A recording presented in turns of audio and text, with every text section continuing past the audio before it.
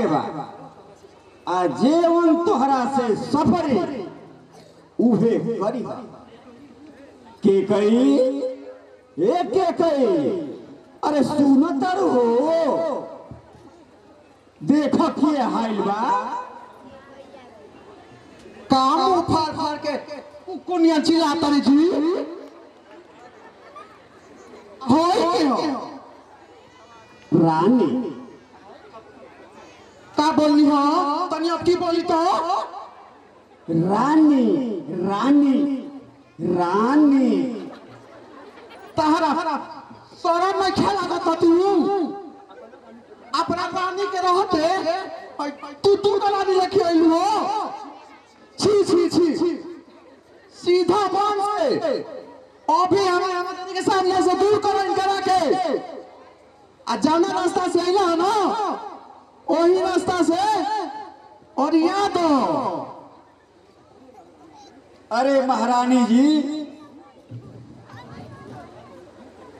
तनी धीर ते धरी पूरा बात सुनलू ना तले लगलू मार जाने लाल पियर होके का करी ताकि पानी में आग लगा देबो। अब तू हमारा के उल्लू बना के अपन मकसद पूरा करे के मत सोचो ना तो उल्टा गंगा बहावे बढ़िया से जारी ना हो। अरे महारानी जी काहे चार खानी आगे लागत आरू सोचे हम इनकरा के अपन रानी बना के नहीं खिले आए बल्कि इनकर नाम रानी है। तू ही ना कहू हमारा एगो नौकरानी के जरूरत।